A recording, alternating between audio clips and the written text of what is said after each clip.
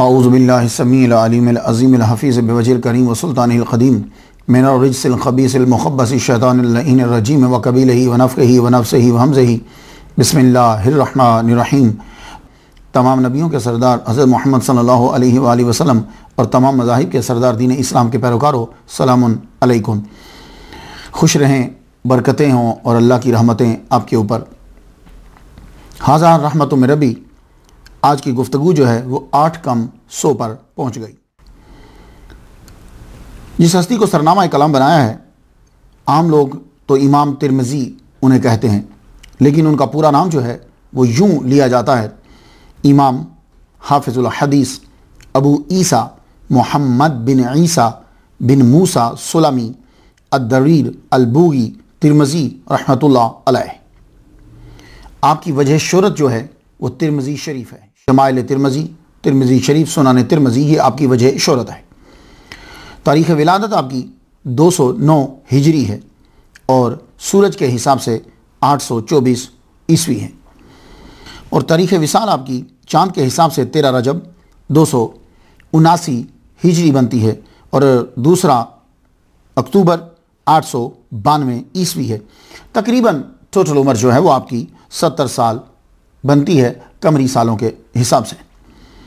इमाम आज़म अबू हनीफा रहमतुल्लाह अलैह के विसाल से 59 साल बाद आप पैदा हुए और आज 2015 में आपको दुनिया से गए हुए 1123 कमरी साल हो चुके हैं। जो अल्लाह के लिए काम करता है, अल्लाह ताला फिर उसके नाम को ज़िंदा रखता है। 1123 कमरी साल हो चुके हैं, लेकिन आज भी उनका नाम ज़िंदा है। आपका मज़ार जो है वो पक्की और बुलंद कब्र है। मुल्क उज़्बेकिस्तान के अंदर शहर तिरमिज़ है, वहाँ आपका जो है वो मज़ार मुबारक। इमाम तिरमिज़ी तसव्वुफ़ और शरीयत यानी तरीक़त और शरीयत का एक हसीन इम्तिज़ाज है। बैक वक्त सूफ़ी और एक आलिम भी, बातिन भी पाक करते हैं, ज़ाहिर भी पाक करते हैं। दिन को अहादीस की सदाएं बुलंद होती और रात को खौफ खुदा से आहें बुलंद होती। और ये बात याद रखिएगा, हमारे यहाँ कॉन्सेप्ट जो है यही मैं लोगों का दूर करना चाहता हूँ। लोग आलिम दीन को, मौलवी को अलग चीज़ समझते हैं, सूफ़ी को अलग समझते हैं। ये एक लोगों का कॉन्सेप्ट बन चुका है और ये टोटली गलत है। जो अल्लामा नहीं होगा, जो कुरान और हदीस का आलिम नहीं होगा, वो सूफ़ी भी नहीं होगा। तो इसलिए सूफ़ी बहुत हाई स्टेटस है। पहले उसको कुरान, हदीस, फ़िक़्ह सब पढ़ना पड़ता है, फिर जाके वो सूफ़ी बनता है, वली कामिल बनता है। इसलिए तमाम लोग जो हैं वो अपना ये अकीदा क्लियर कीजिए, इसे वाज़े कर लीजिए और समझ लीजिए कि जो सूफ़ी है, वली कामिल है, वो सबसे पहले अल्लामा है, कुरान और हदीस और फ़िक़्ह का आलिम है। इसीलिए इमाम शाफ़ई रहमतुल्लाह अलैह ने फरमाया, अगर आलिम दीन वली कामिल नहीं है तो फिर कोई भी वली नहीं है, क्योंकि अल्लाह ताला किसी जाहिल को अपना दोस्त नहीं बनाता। आइए गुफ्तगू आगे बढ़ाने से पहले इकरार तौहीद हो जाए और इजहार तौहीद हो जाए, ये बहुत ज़रूरी है। कोई नबी, कोई वली, कोई जिन, कोई परी अल्लाह ताला के बराबर नहीं है। वो वलम यकुल लहू कुफुवन अहद है, कोई उसके बराबर नहीं है।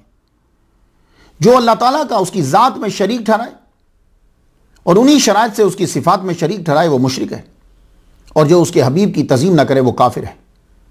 और सबसे पहला नबी की तौहीन करने वाला शैतान, वो बहुत बड़ा तौहीद परस्त था, लेकिन वो काफिर हुआ इसलिए कि वो नबी की तौहीन करने वाला था। अजीम चेन से अजीम पैगाम जो तमाम नबियों में बराबर रहा और हर वली ने और हर सूफ़ी ने उसी पैगाम को दुनिया के अंदर फैलाया। वो पैगाम क्या है? सुन लीजिए। वो पैगाम दुनिया की अजीम सोने की चेन के साथ, ऐसी सनद, कमाल की सनद, इमाम रिज़ा अलैहिस्सलाम। मैं बारहा अर्ज़ कर चुका हूं, मैं अलैहिस्सलाम इसलिए बोलता हूं जैसे आपको अस्सलाम वालेकुम कहता हूं, यानी मतलब सलामती उन पर। मेरा यह अकीदा नहीं है कि वो नबी हैं, नहीं, लेकिन वो दर्जे में सरकार का कुर्ब है उनको। तो आपके चचा को आपको सलाम वालेकुम कह सकते हैं, तो उनको अलैहिस्सलाम क्यों नहीं कह सकते? तो इमाम रिज़ा अलैहिस्सलाम अपने वालिद गिरामी मूसा काज़िम से बयान करते हैं, मूसा काजिम अपने वालिद गिरामी इमाम जाफर सादिक से बयान करते हैं। इमाम जाफर सादिक अपने वालिद गिरामी इमाम मोहम्मद अल बाकिर से बयान करते हैं। इमाम मोहम्मद अल बाकिर अपने वालिद गिरामी इमाम ज़ैनुल आबिदीन से बयान करते हैं। और वो सैयदुल शुहदा इमाम हुसैन से बयान करते हैं। इमाम हुसैन अपने वालिद गिरामी मौला अली से बयान करते हैं। मौला अली ने मोहम्मद मुस्तफ़ा सल्लल्लाहु अलैहि वसल्लम से सुना। मोहम्मद मुस्तफ़ा सल्लल्लाहु अलैहि वसल्लम को पैगाम पहुँचाया जिब्रील अलैहिस्सलाम ने। जिब्रील से अल्लाह ने कहा, जाओ मेरे नबी को यह पैगाम पहुँचा दो कि वो आगे पहुँचाए, इन्नी अनल्लाह, मैं ही अल्लाह, ला इलाहा इल्ला अना फअबुदनी, मेरे सिवा कोई नहीं है, मेरी ही इबादत करो। मन जानी मिनकुम बिशहादतिन, जो तुम में से गवाही लेकर आया, अल्लाह इलाहा बिशहादतिन, ये गवाही लेकर आया कि अल्लाह इलाहा इल्लल्लाह, बिइखलासिन, खुलूस नीयत के साथ, वैसे नहीं जुबान से अदा करा, खुलूस नीयत से ये लेकर आया, अल्लाह के सिवा कोई माबूद नहीं, तो फदाखला हिस्नी, वो मेरे कला में दाखिल हो गया। वो मन दाखला फी हिस्नी, और जो मेरे कला में दाखिल हुआ, आमना मिन अजाबी, वो मेरे अजाब से महफूज हो गया। तो खुश नसीब है आप लोग, तौहीद को मजबूत कर लीजिए और उसके दोस्तों से दोस्ती भी मजबूत कर लीजिए। क्यों? इसलिए कि तौहीद शैतान की मजबूत थी, मगर उसके दोस्तों से दोस्ती मजबूत नहीं थी, इसलिए अल्लाह ताला ने उसकी तौहीद को भी कबूल नहीं किया। आइए नाम से बरकत हासिल करते हैं। आपका नाम इमाम अबू ईसा मोहम्मद बिन ईसा बिन मूसा सुलामी अलबूगी तिरमजी रहमतुल्लाह अलैह। ये इमाम हैं कि जिनके नाम पर एतराज़ हो गया। हालांकि इनका नाम मोहम्मद है, लेकिन चूंकि मशहूर हुए अबू ईसा से, अबू ईसा तिरमजी, अबू ईसा तिरमजी, तो ये जो इनकी कुनियत है ना, अबू ईसा मीन्स ईसा का बाप। तो आपके बेटे का नाम भी ईसा है, आपके अब्बा का नाम ईसा है, ये जान। तो अबू ईसा आपके बेटे का नाम था, तो इस कुनियत पर एतराज हो गया। ये इमाम का असल नाम मोहम्मद है, आपके नाम पे एतराज नहीं है, आपकी कुनियत पर एतराज है। फिरोजुल लुगात के अंदर एक किताब है, वहां लिखा है कि ईसा का माना होता है गुनाह से बचाने वाला। ये एक माना इसका बयान किया है। तो आपके बेटे का नाम है ईसा, इसलिए आपकी कुनियत हुई अबू ईसा, ईसा का बाप। वैसे मैं बारहा बता चुका हूं कि अबू का माना सिर्फ बाप ही नहीं होता, अबू का माना वाला भी होता है। तो अगर अबू का माना वाला किया जाए तो फिर आपकी कुनियत पर एतराज नहीं हो सकता। जैसे अबू हुरैरा, तो बिल्ली का बाप नहीं करेंगे, वो अजीम सहाबी बिल्ली का बाप नहीं है, बिल्ली वाला है। मौला अली अबू तुराब हैं, मट्टी के बाप नहीं है, मट्टी वाले हैं, आपके साथ मट्टी लगी हुई थी। अबुल आला बुलंदी का बाप नहीं, बुलंदी वाला है। तो अब अगर अबू का माना वाला किया जाए तो इतराज हट जाता है, लेकिन अबू का माना बाप किया जाए तो फिर इतराज होता है। अब वो इतराज करने वालों ने इतराज बराए इतराज नहीं किया, उनके पास एक बात आई। इब्ने अबी शैबा ने अल मुसन्नफ में कहते हैं कि बाप बांधा है, मा यकरहु बिरजुलिन इक्तना बिही, ये बाप बांधकर उन्होंने कहा, हदीस बयान करते हैं। मूसा बिन अली अपने वालिद से बयान करते हैं कि एक शख्स ने कुनियत रखी अबू ईसा।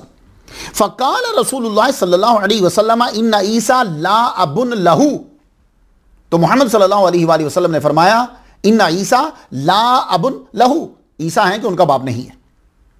अब हदीस को अगर पढ़ा जाए तो इसमें सराहतन ममानियत नहीं है। लफ्ज़ों से तो यह वाज़ेह होता है कि हुज़ूर सल्लल्लाहु अलैहि वसल्लम इन्फॉर्म कर रहे हैं, बतला रहे हैं कि देखो ईसा का बाप नहीं है। तो वो किस ईसा का बाप नहीं है? जो इब्ने मरियम है, उस ईसा का बाप नहीं है। तो यहां तालीम दी जा रही, बतलाया जा रहा है। लेकिन अगर कोई आदमी नबियों के नाम पर अपने बच्चे का नाम रखता है और नबियों के नाम पर अपने बच्चे का नाम रखना जायज है, तो फिर उस ईसा का तो बाप होगा ना, उस ईसा का तो बाप होगा। सराहतन ममानियत कुनियत की नहीं पाई जा रही। जैसे हुजूर सल्लल्लाहु अलैहि वसल्लम ने अपनी कुनियत रखने पर सराहतन मना किया, सराहतन मना किया। तो इसमें भी ये कह देते अबू ईसा कुनियत नहीं रखो, ये कुनियत नहीं रखनी, ईसा नाम रख लो। जैसा हुजूर सल्लल्लाहु अलैहि वसल्लम ने अबुल कासिम के बारे में कहा कि ये कुनियत नहीं रखनी। तो मालूम ये हुआ कि आप ये बता रहे हैं, हाँ ये हो सकता है कि कराहत हो, क्योंकि मुसलमान जो है वो इस बात पे बिलीव नहीं रखता कि ईसा अलैहिस्सलाम के वालिद गिरामी हैं। वो यही यकीन रखता है कि ईसा अलैहिस्सलाम, और फिर इतने बड़े इमाम कि जिनको इतनी लाखों हदीसें याद हैं, तो क्या उनको ये नहीं मालूम था कि अबू ईसा कुनियत जो है ये रखना जायज़ है या नाजायज़ है? तो अंबिया के नामों पे जब नाम रखना जायज़ है तो फिर किसी ईसा का बाप तो होगा। तो आपका असली नाम है मोहम्मद। वालिद का नाम भी ईसा है और दादा का नाम मूसा है। 209 हिजरी में पैदा होने वाला शख्स तो ईसा इब्ने मरियम का बाप थोड़ी ना हो सकता। तो ये उन लोगों ने दलाइल दिए कि जो कहते हैं कि अबू ईसा ज्यादा से ज्यादा इस कुनियत में कराहत हो सकती है। तो मैंने आपकी नजर बातें कर दी। तो सुलामी कहते हैं कि आप अरबी नस्ल हैं और अरब के कबीला बनु सुलैम से ताल्लुक़ रखते हैं। वैसे कुछ लोगों ने यह कहा है कि सारे आइमा जो हैं वो अरबी नहीं हैं।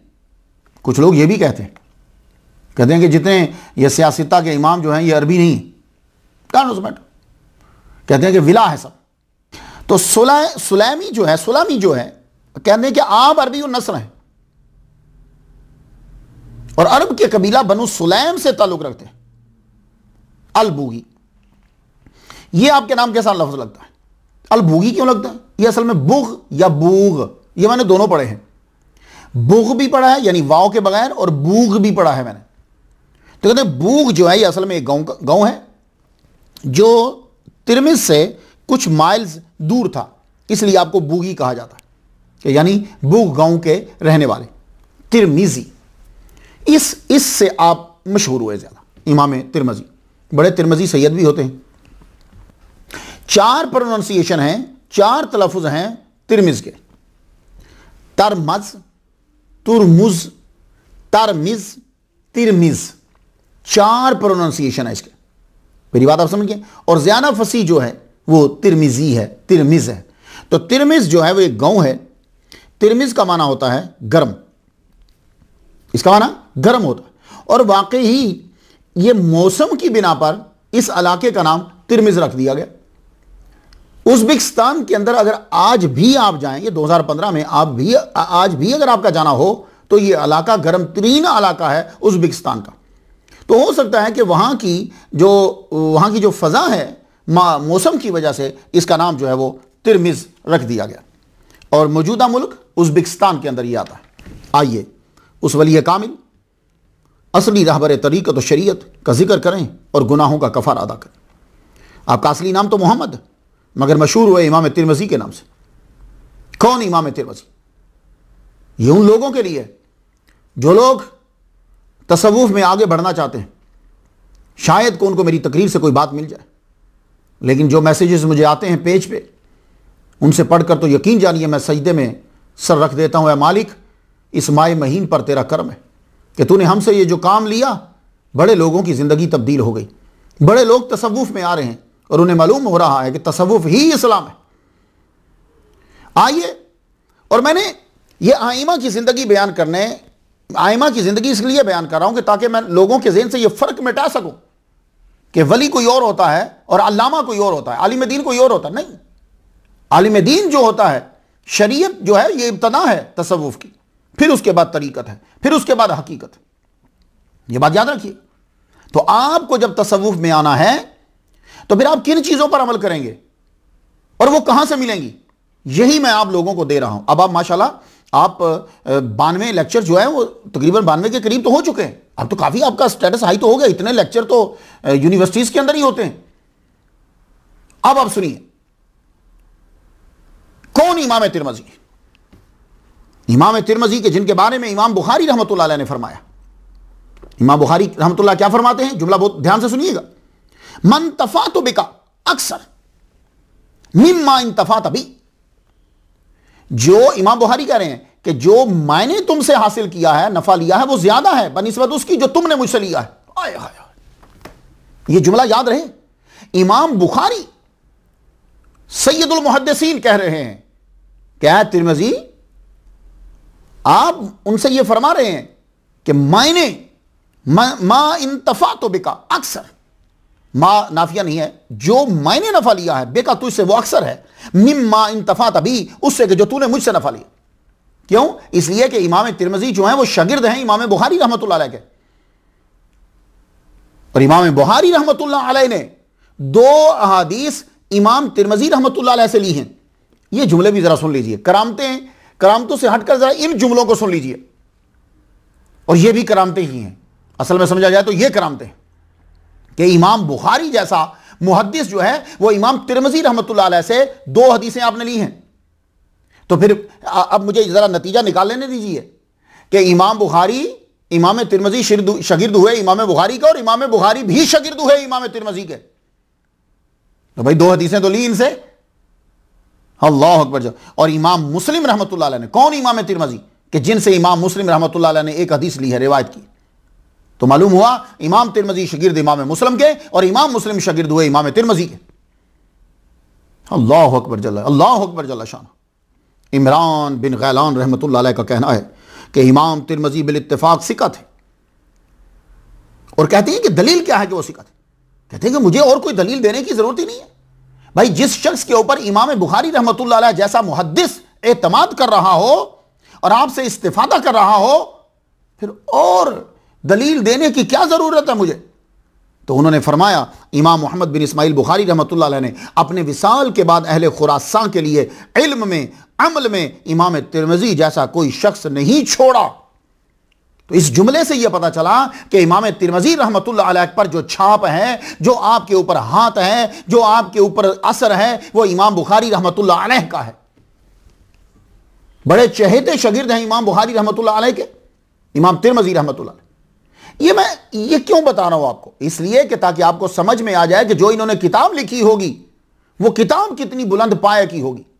और हमें उनसे सिर्फ यही नहीं, ये जो जुमला जो कह देते हैं कि बुखारी शरीफ में है, नहीं, बुखारी शरीफ वाले खुद इनसे इस्तिफादा कर रहे हैं। बात आपकी समझ में कुछ आ नहीं? बुखारी शरीफ वाले खुद इनसे इस्तिफादा कर रहे हैं। अब आ जाइए, जब आपको कुछ तारुफ हो गया थोड़ा सा, अब आगे खानदान का पस मंजर कुछ थोड़ा सा मालूम तो हो जाए। होता यह है कि बचपन जो है वो बहुत कम मालूम होता है हमें। जब ये मशहूर हो जाते हैं तो फिर उसके बाद या बाद में लोगों का ध्यान उस तरफ जाता है, रुझान जाता है, तो फिर वो लोग जो हैं वो भी जा चुके होते हैं जो इनका बचपन जानते हैं। फिर इनको वो चीज़ें ही मिलती हैं कि वो लोग मिलते हैं जब ये मशहूर थे तो उनसे मुलाकात करी, तो बचपन के साथी तो आपके साथ ही चले गए। अब शोहरत होती है बाद में जाकर, किताबों को पढ़ा जाता है बाद में, फिर ध्यान देते हैं लोग उनकी चीज़ों की तरफ। तो लेकिन जिस वक्त इनकी शोहरत होती है तो लिखने वाले को वही बंदे मिलते हैं जो शोहरत के वक्त इनके साथ मिले थे, तो उनको भी उतना ही पता होता है। यही वजह है कि हमारे पास कुछ चीजें मिस हो जाती हैं बचपन की। खानदान और पैदाइश आपका इमाम तिरमिज़ी रहमतुल्लाह अलैह का ताल्लुक बनु सुलैम से है, यही आमतौर पर किताबों में लिखा हुआ है। यह कबीला बनु सुलैम जो है, यह कबीला हिजाज और नजद में रहा करता था। शुरू में यह कबीला जो है इस्लाम का बड़ा सख्त दुश्मन था। 5 हिजरी में जंग खंदक में इस कबीले ने इस्लाम के खिलाफ लड़ा है और मुसलमानों को मारा है। लेकिन इस जंग के बाद, जंग खंदक के बाद, इस कबीले ने इस्लाम कबूल कर लिया। जब इस्लाम कबूल किया तो जंग हुनैन में 8 हिजरी में जो हुई है, उस जंग में ये फिर इस्लाम मुसलमानों के साथ थे, इस्लाम के हलीफ थे ये मुसलमानों। इसके बाद इन्होंने वहां से हिजरत कर दी, नजद छोड़ दिया। क्यों? इसलिए कि वहां रहते तो नबी के दुश्मन रहते, अजीब सा असर है वहां का। वहां से निकले ये लोग। ये नजद कौन सी जगह है? बुलंद जगह। कहां है वो आप लोग जानते हो, रियाज। आज जदीद नाम उसका रियाज है, वो सारे मिलाकर रियाज बना दिया गया उसका नाम। तो वहां छोड़ दिया इसे, बनु सुलैम ने छोड़ दिया। फिर ये मिस्र के रास्ता से नॉर्थ अफ्रीका में दाखिल हो गए। आप जानते हैं नॉर्थ अफ्रीका किसे कहा जाता है? कहते हैं कि नॉर्थ अफ्रीका के अंदर 7 ममालिक आते हैं। उसमें अल्जीरिया शामिल है, उसमें मिस्र शामिल है, लीबिया शामिल है, मोरक्को भी आता है, सूडान आता है उसके अंदर, तुनीजिया आता है उसके अंदर, मोरितानिया आता है, ये भी उसके अंदर शामिल कर लेते हैं, कहते हैं बाद में शामिल हुआ। तो नॉर्थ अफ्रीका के इलाकों में ये नुमैडिज्म जो है ये इन्होंने फैलाया। खैमे बना के रहना, बंजारे जो होते हैं, यहां रहे, यहां कबीला, वहां ये रहते थे। तो ये लोग आज भी आपको मिलेंगे, लेकिन आज जरा थोड़ी सी शक्ल जदीद हो चुकी है। इन लोगों ने जब ये नजद से, हिजाज से जब ये निकले हैं, तो अब आगे रोजी रोटी के लिए इन्होंने 3 कामों को अपनाया। पहला काम तो सबसे बड़ा जो इनका काम होता था वो ये था अस्करी, ये फौज में शामिल होते थे। उसके बाद अगर फौज छोड़ दी है तो फिर तिजारत में भी शामिल होते थे। अगर तिजारत भी नहीं कर पा रहे तो ज़राअत में शामिल हो जाते थे। फिर ये खेती बाड़ी करते थे, वो चूंकि ज़मीन घर में ही होती, घर के अड़ोस पड़ोस में, तो खेती बाड़ी करते। जवान जो हैं वो तिजारत करते, और जो जवान जो होते वो अस्करी कुवत में चले जाते। तो बनु सुलैम ने भी इन्हीं तीनों को अपनाया। तो ये आगे सफ़र करते करते करते ये लोग जो हैं फिर आगे कुछ ख़ानदान एक जो है वो इधर चला गया, एक इधर चला गया। तो इमाम तिरमिज़ी रहमतुल्लाह अलैह के दादा जो हैं मूसा सुलामी, ये ख़ानदान जो है ये मर्व में रहा करता था। ये मर्व खुरासान का दारुल हुकूमत था। ये बड़ा अहम इलाका था। अब ये इलाका तुर्कमानिस्तान में है। मूसा सुलामी मर्व से तिरमिज़ में आ गए। मर्व से इन्होंने हिजरत करी तिरमिज़ के अंदर। ये तिरमिज़ जो है यहाँ अपना ख़ानदान आकर उन्होंने चलाया। इमाम तिरमिज़ी रहमतुल्लाह के दादा। तुर्कमेनिस्तान का गर्म तरीन इलाका। तो अल्लाह ताला ने ये जो इमाम तिरमिज़ी के दादा हैं मूसा, उन्हें बेटा अता फरमाया ईसा, उसकी परवरिश की, शादी की। अल्लाह ताला ने उनको बेटा अता फरमाया। 209 हिजरी में अल्लाह ताला ने एक बेटा अता फरमाया। नाम उसका रखा मोहम्मद। ये नाम रखना बतला रहा है। नाम से पता चल जाता है, जनरली नाम से पता चल जाता है कि आदमी जो है वो किस माहौल में है, उसका माइंड क्या है। ये बात ये सारा तो नहीं, 100% तो नहीं कहता, लेकिन नाम देख के आप बता देंगे कि ये फैमिली जो है इसका रुझान किस तरफ है। मैं काफ़ी सारी फैमिलियों को नाम से पहचान लेता हूँ, कभी कभी होता है कि नहीं। अब ये नाम मोहम्मद ये बता रहा है कि आपके वालिद गिरामी, आपके दादा, आपका ख़ानदान जो है वो पूरा मजहबी घराना है, तभी तो नाम मोहम्मद रख रहे हैं। कोई और भी तो नाम रख सकते थे ना। अपना नाम, बेटे का नाम ईसा रखा, पोते का नाम मोहम्मद है। ये नाम बतला रहे हैं कि ये ख़ानदान जो है वो मजहबी ख़ानदान है। इस ख़ानदान के अंदर इस्लाम राइज है और ये इस्लाम पर अमल कर रहे हैं। अल्लाह अकबर जल्ल शानो। तो नाम जब मोहम्मद रखा, तो ये मोहम्मद नाम जब आप अपने बेटे का रखते हो तो आप जानते हो कि इसका असर क्या होता है। दुनिया में भी बरकत होती है और आखिरत में भी अल्लाह ताला इस नाम के सदके उसकी बख्शिश फरमा देता है। और नाम का असर क्या हुआ? नाम का असर यह हुआ कि रब ताला ने बला का हाफिज अता फरमाया। सुभान अल्लाह। मोहम्मद मुस्तफ़ा के सदके से सभी तो चीज़ें मिल रही हैं, आपके नाम के सदके से तो मिल रही। घर में कोई बड़ा मुहद्दिस या मुफस्सिर, ऐसा नहीं कि कोई आप समझे कि घर में कोई माहौल था जैसे कि कोई अल्लामा है, मुफस्सिर है, नहीं, ऐसा नहीं था। आपको दीन हासिल करने का खुद से शौक हुआ। बुनियादी तो था, खुद से आपको शौक हुआ। कुरान मजीद हिफ्ज़ किया, इल्म हासिल किया।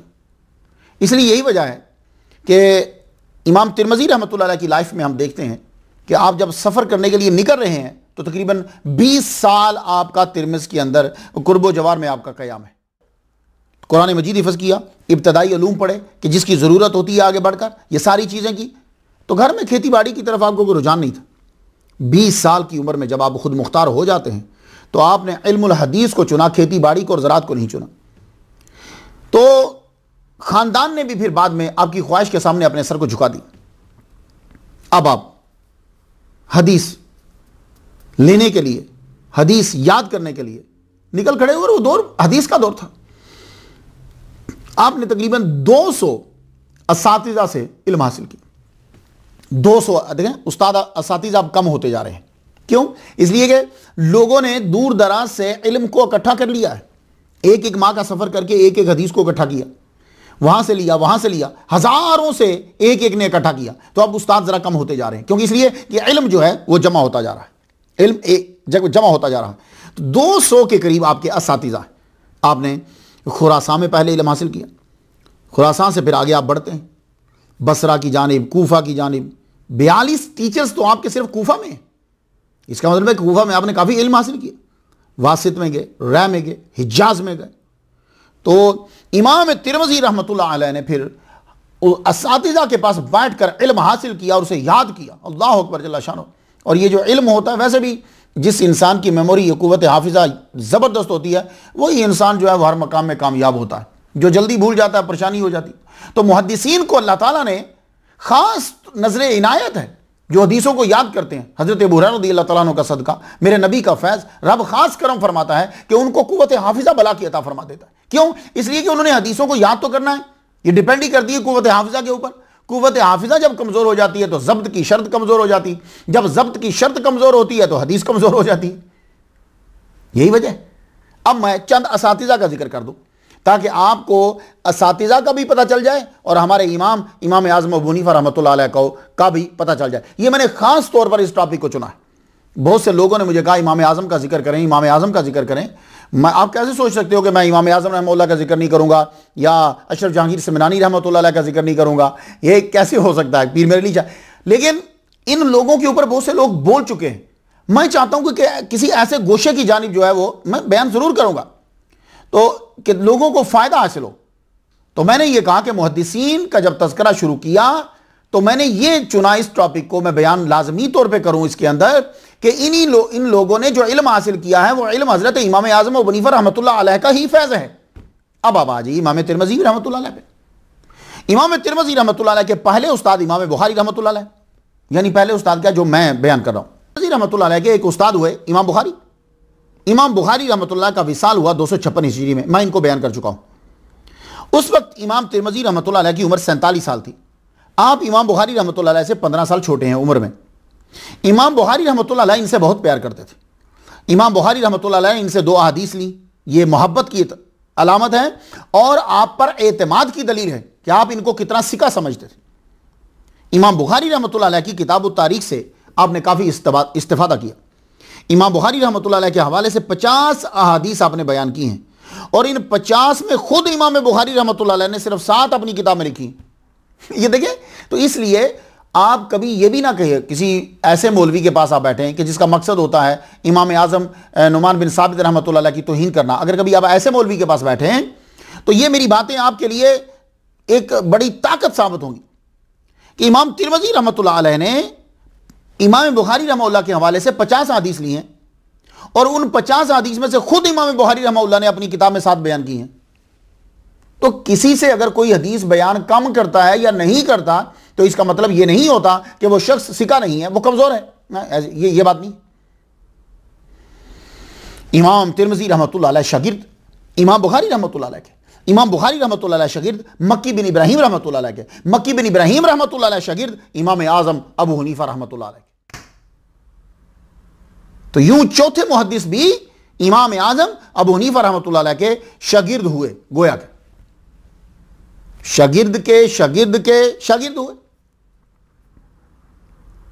एक और नाम जो इमाम तिरमिज़ी रहमतुल्लाह के असातिज़ा में आता है वो इमाम मुस्लिम है। इन पे भी मैं गुफ्तगू कर चुका हूं, जिन्होंने मुस्लिम शरीफ लिखी। तो इमाम मुस्लिम रहमतुल्लाह अलैह का विसाल 261 हिजरी में हुआ। उस वक्त इमाम तिरमिज़ी रहमतुल्लाह अलैह की उम्र 52 साल थी। तहज़ीबुल कमाल जिल्द 24वीं सफ़ा 434 पे है कि आपने इमाम मुस्लिम रहमतुल्लाह अलैह से रिवायत ली है। इमाम तिरमिज़ी इमाम मुस्लिम से 7 साल छोटे हैं। इमाम तिरमिज़ी शागिर्द थे इमाम मुस्लिम के, इमाम मुस्लिम शागिर्द हुए इमाम याहया बिन मईन के और ये शागिर्द थे इमाम अब्दुल्लाह बिन मुबारक रहमतुल्लाह अलैह के और ये शागिर्द हैं हज़रत इमाम आज़म अबू हनीफा रहमतुल्लाह अलैह के। तो इमाम तिरमिज़ी भी इमाम अबू हनीफा रहमतुल्लाह के शागिर्द के शागिर्द के शागिर्द के शागिर्द हैं।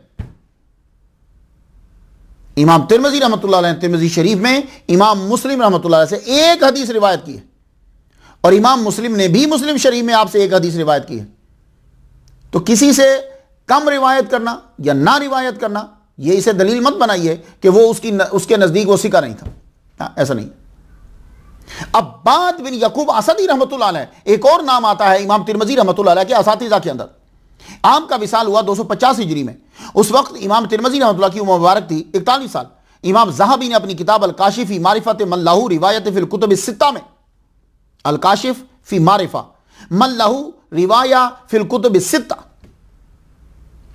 के सफ़ा 532 जल्द पहली में लिखा है कि इमाम तिरमिज़ी रहमतुल्लाह अलैह ने उनसे रिवायत ली है।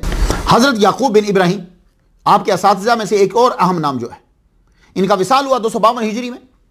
उस वक्त इमाम तिरमिज़ी रहमतुल्लाह अलैह की उम्र जो है वो 43 साल थी।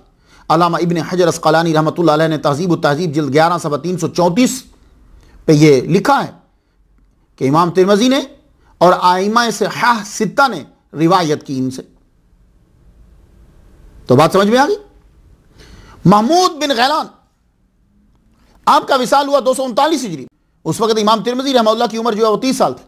अल्लामा जलालुद्दीन सुयूती रहमतुल्लाह फरमाते हैं तबक़ातुल हुफ़ाज़ जिल्द पहली सफ़ा 80 पे कि इमाम अबू दाऊद के अलावा 5 आइमा ने आपसे रिवायत की है और इनसे 342 अहादीस रिवायत की हैं इमाम तिरमिज़ी रहमतुल्लाह अलैह। तो इमाम तिरमिज़ी शागिर्द हुए महमूद बिन गैलान के, ये शागिर्द थे इमाम अब्दुर रज़्ज़ाक़ बिन हम्माम के और ये शागिर्द थे इमाम आज़म अबू हनीफा रहमतुल्लाह अलैह के। मोहम्मद बिन मुसन्ना आपका विसाल हुआ 252 हिजरी में। उस वक्त इमाम तिरमिज़ी रहमतुल्लाह अलैह की उम्र थी 43 साल। खतीब बगदादी ने तारीख बगदाद में जिल्द सोइम सफ़ा 284 पे लिखा है कि सिहाह सित्ता के मुअल्लिफीन ने इनसे रिवायत की है। तो पता यह चला कि इमाम तिरमिज़ी शागिर्द हुए मोहम्मद बिन मुसन्ना रहमतुल्लाह अलैह के, ये शागिर्द थे इमाम मक्की बिन इब्राहिम रहमतुल्लाह अलैह के, और ये शागिर्द थे हज़रत इमाम आज़म अबू हनीफा रहमतुल्लाह अलैह के। और एक और अहम उस्ताद इमाम तिरमिज़ी रहमतुल्लाह अलैह के हारून बिन अब्दुल्लाह बज़्ज़ाज़, आपका विसाल हुआ 243 हिजरी में। उस वक्त इमाम तिरमिज़ी रहमतुल्लाह अलैह की उम्र थी 34 साल। तहज़ीबुल कमाल 30वीं जिल्द सफ़ा 97 पे है कि आपसे इमाम बुखारी के सिवा 5 आइमा हदीस ने रिवायत की है। तो इमाम तिरमिज़ी शागिर्द हुए हारून बिन अब्दुल्लाह बज़्ज़ाज़ के, ये शागिर्द थे इमाम फजल बिन दुकैन के, और ये शागिर्द थे इमाम आज़म अबू हनीफा रहमतुल्लाह अलैह। बात को समझ में आई? मोहम्मद बिन बशार बुंदार, बशार है ये मोहम्मद बिन बशार बुंदार, इनसे 495 हदीस जो है इमाम तिरमिज़ी रहमतुल्लाह अलैह ने दी। और इमाम दारमी रहमतुल्लाह अलैह, आपका विसाल हुआ 255 हिजरी में। उस वक्त इमाम तिरमिज़ी रहमतुल्लाह अलैह की उम्र 46 साल थी। आप इमाम तिरमिज़ी से 28 साल बड़े थे। उन्होंने यजीद बिन हारून से इल्म हासिल किया, और यजीद बिन हारून ने इमाम अबू हनीफा से। तो इमाम तिरमिज़ी रहमतुल्लाह अलैह शागिर्द हुए इमाम दारमी के। इमाम दारमी शागिर्द थे यजीद बिन हारून के, और ये शागिर्द थे हज़रत इमाम आज़म अबू हनीफा रहमतुल्लाह अलैह। बात कोई समझ में आ रही है आपको? अल्लाहु अकबर जल्ला शान, अल्लाहु अकबर जल्ला शान। मुहद्दिस खुरासा कुतैबा बिन सईद, ये भी आपके अहम असातिज़ा में से एक उस्ताद हैं। तहज़ीब जिल्द 8वीं सफ़ा 322 पे कि इमाम तिरमिज़ी ने इनसे हदीस समा की है। आपका विसाल हुआ 240 हिजरी में। उस वक्त इमाम तिरमिज़ी रहमतुल्लाह की उम्र थी 31 साल। इमाम तिरमिज़ी शागिर्द हुए इमाम कुतैबा बिन सईद के, ये शागिर्द थे फुज़ैल बिन इयास के, और ये शागिर्द थे हज़रत इमाम आज़म अबू हनीफा रहमतुल्लाह अलैह। तो यूं फुज़ैल बिन इयास रहमतुल्लाह अलैह से तसव्वुफ का जो फैज़ है वो इमाम तिरमिज़ी रहमतुल्लाह अलैह के पास आया। यही वजह है कि आपको इमाम तिरमिज़ी रहमतुल्लाह अलैह के अंदर तसव्वुफ भी नजर आएगा आपको वाज़ेह तौर पर, और आपको इल्म हदीस शरीयत भी नजर आएगा। अल्लाह अकबर जल्ला शानो। अल्लाह ने आपको कुव्वत हाफिज़ा गज़ब का अता फरमा। और अल्लाह ताला का ये तमाम मुहद्दिसीन जितने भी हदीस बयान करने वाले हैं, अल्लाह ताला का ख़ास करम रहा उनके ऊपर जिन्होंने हदीसें जमा की। क्यों? इसलिए कि उन्होंने दूर दराज जाना था, हदीसों को लिखना था, तो कागज़ और ये चीज़ों का ज़्यादा तो नहीं, अल्लाह ताला ने उनको हाफ़ज़ा अता फरमा।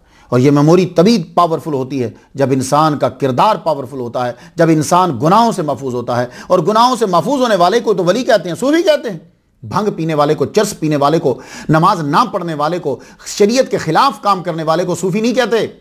ये सूफी हैं, और ये इतने बड़े सूफी हैं कि इनकी यादाश्त, कुव्वत हाफिज़ा सबसे पावरफुल। अल्लाहु अकबर जल्ला शानो। अब इनका हाफिज़ा और यादाश्त जो है वो कितनी पावरफुल है, मैं मिसाल दे दूं तो बात समझ में आ जाए। एक मिसाल देता हूं कुव्वत हाफिज़ा की जब आप पढ़ रहे हैं, और एक मिसाल देता हूं उस दौर की जब आप पढ़ा रहे हैं। अब जो पढ़ रहे हैं उसकी मिसाल एक ले लीजिए। इमाम तिरमिज़ी रहमतुल्लाह अलैह ने एक शेख से अहादीस जो हैं वो ली, और उस शेख की वो हदीसें आपने 2 जुज़ लिख लिए, 2 जुज़ लिख लिए। अब आपका मन ये चाहता था कि ये जो हदीसें इस शेख की हैं वो कभी मैं उस शेख के सामने पढ़ दूं। अल्लाह का करम ऐसा हुआ कि आप जब हज करने के लिए जा रहे थे तो मक्का के रास्ते के अंदर वो शेख उस काफिले के अंदर मिल गए, मुलाकात हो गई। आपने जब शेख को देखा तो दौड़े हुए शेख के पास गए, शेख से जाके अर्ज की, शेख मेरी बड़ी आरजू और ख्वाहिश थी, 2 जुज़ जो आपसे रिवायत हैं मेरे पास हदीसों के लिखे हुए हैं, मैं चाहता हूं कि वो मैं आपके सामने पढ़ दूं। तो शेख ने कहा ठीक है ले आओ, आप पढ़ लीजिए, मैं सुनता हूं। आप अपने खैमे के अंदर गए, इमाम तिरमिज़ी रहमतुल्लाह अलैह जब आप अपने खैमा के अंदर गए तो वहां तलाश करने लगे अपने संदूक में, तो आपको वो 2 जुज़ जो है वो नहीं मिले। आपने फिर क्या किया कि जुज़ के जितने कागज़ों की मोटाई होती है उतने कागज़ हाथ में पकड़े और शेख के सामने चले गए। क्यों? इसलिए कि जुज़ तो कहीं रख चुके थे, आपको मालूम तो था नहीं कि शेख मिलेंगे, लेकिन ये याद था कि मैंने 2 जुज़ उस शेख से लिखे हैं। आप कहने लगे ये शेख चले गए तो क्या करूंगा? आप उनके सामने बैठ गए, कहने लगे हुजूर इजाज़त हो पढ़ना शुरू करूं? कहने लगे हाँ शुरू करो। तो आपने उन अहादीस को जो उस शेख से रिवायत थी पढ़ना शुरू कर दिया। ऐसे कमाल से कोई मिस्टेक आप नहीं कर रहे। शेख सुनकर बड़े खुश हुए, और आपने यूं देखना चाहा कि क्या लिखा है, देखा तो कागज़ सब के सब साफ है। कागज के ऊपर तो कुछ लिखा हुआ ही नहीं है। शेख गुस्सा में आ गए, कहने लगे क्या तुम हमसे मजाक कर रहे हो? आप फौरन से इमाम तिरमिज़ी अदब बन खड़े हो गए, कहने लगे हुजूर नाउज़ु बिल्लाह मिन ज़ालिक, मैं अपने उस्ताद से मजाक करूं, आलिम दीन से मजाक करूं? मैं तो खुद शर्मिंदा हूं, लेकिन मैं ये कीमती वक्त और आपको जो है वो खोना नहीं चाहता था। मेरी आरजू थी, लेकिन हुआ क्या कि वो जो 2 जुज़्व मैंने लिखे हुए थे वो मैं खो गया, वो मेरे पास नहीं है, शायद मैं घर छोड़ आया हूं। मैं ये मौका हाथ से जाने नहीं देना चाहता था, मैं इसलिए आपके सामने बैठ गया। मेरे कुव्वत हाफिजा, मेरे हाफिजा के अंदर वो तमाम जुज़ जो हैं वो सारे के सारे मिनोअन जो थे वो पूरे के पूरे याद हैं मुझे, मैं आपके सामने वो पढ़ रहा हूं। अल्लाहु अकबर जल्ला शानो। उस्ताद फिर अपनी आपको कहा ठीक है बैठो नीचे, पढ़ो तुम। बड़े खुश हुए, आपने वो सारे 2 जुज़ पढ़ दिए, एक गलती नहीं निकली। शेख खुश हुए, और शेख इतने खुश हुए कि उन्होंने 40 अहादीस मुबारका उसी वक्त आपके लिए मजीद पढ़ डाली कि जो खास उन्हीं से रिवायत करता थी। ये इनायत होती है बहुत ज्यादा। अल्लाह अकबर जल्ला शानो। जब आपने हदीस उनको दी तो आपने फौरन से वो हदीसें जो 40 उन्होंने जब पढ़कर वो चुप हुए, आपने मिनोअन वैसे ही वो 40 हदीस अपने शेख को सुना दी। शेख ने आपको दुआएं दी। ये है आपकी कुव्वत हाफिजा का एक वाकया। अब आप आखिरी उम्र का वाकया सुन लीजिए कि ये करामत है। हम करामतें तलाश करते हैं कि कोई उड़ रहा हो, हम करामत तलाश करते हैं कि कोई हमारा कोई छुपा हुआ सीक्रेट वाकया बता दे। अल्लाह के बंदो, हो सकता है कि वो सीक्रेट वाकया उसको किसी और ने पहले बताया हो। कोई उड़ रहा है तो ये क्या खूबी है, परिंदे उड़ रहे हैं तो परिंदे इंसानों से अफजल होते हैं। पानी पे चल रहा है तो क्या ये कोई करामत है? जानवर जो हैं वो जितने हैं, पानी के मछली तैर रही है तो क्या मछली इंसान से अफजल होती है? तो तैरने वाला अफजल तो ना हुआ ना। ये करामतें हैं, ये करामतें। इन लोगों से हमें मोहब्बत करना है। ये सूफी हैं, ये वली हैं, ये असल लोग हैं। अब ये कम करामत है? आप सुन लीजिए जरा। बचपन आपको तालिब इल्मी के दौर की तो बता दी ना, अब जरा सुनिए आखिरी उम्र की, जब आप पढ़ाने लगे। कितने बड़े आप मुहद्दिस और सूफी और वली अल्लाह, अल्लाह अकबर जल्ला शान। अब ये करामत जरा सुनकर हैरान हो जाएंगे आप। अल्लाह की याद कसरत से करते थे। कोई ऐसा इमाम नहीं गुजरा, वो फिक्र का इमाम हो, हदीस का इमाम हो, कोई भी इमाम हो। हमारे जितने असलाफ हैं वो सब के सब तहज्जुद ज़रूर पढ़ते थे, उठकर अल्लाह ताला की बारगाह में रोया करते थे, तो अल्लाह ताला उन पे करम फरमाता था। आज वो लोग हम में नहीं हैं। क्यों? इसलिए कि हमने सुबह की यूनिवर्सिटी में दाखिला बंद कर दिया है लेना। कुछ हाथ नहीं आता बे आहे सहर गाही। सुबह के वक्त उठकर रोए बिना कुछ हाथ नहीं आएगा। उठो, सुबह की यूनिवर्सिटीज में फिर से दाखिला लो, फिर से दाखिला, देखो वहां से क्या नॉलेज आता है। अल्लाह अकबर जल्ला शान। आप अल्लाह ताला की याद में बड़ा रोते थे, बहुत रोते थे। इतना रोते थे कि आखिरी 2 सालों में, और एक जगह मैंने पढ़ा 4 सालों में आपकी बिनाई चली गई, देखना आंखों ने बंद कर दिया। इतना रोते थे आप अल्लाह की बारगाह में। एक मर्तबा आप तबलीग के लिए जा रहे हैं, उन्हीं आखिरी सालों में जा रहे हैं आप। आपका तरीका ये होता था, जैसे आजकल होता है, उलमा मुख्तलिफ जगह पे जाते हैं तकरीर के लिए। जैसे अभी मैं जुमेरात को मैं गया हुआ था, बफलो में मैं गया। मेरी बड़ी आरजू थी कि मैं अजान दूं, नियाग्रा फॉल के ऊपर अजान दूं। वहाँ मैंने आला हजरत का एक वाक़या पढ़ा हुआ था, तो मेरा दिल था कि वहाँ पानी में अजान दूं मैं। तो अल्लाह ताला ने ऐसा सबब बना दिया। वो हमारी टीम के एक रुकन है, उन्होंने मुझे दावत दी। मैं वहाँ फिर गया जुमेरात की बाद, मैंने फिर जाके नियाग्रा फॉल में अजान दी। मैंने कहा क़यामत के दिन इंशाल्लाह ये पानी भी हमारे लिए गवाही देगा।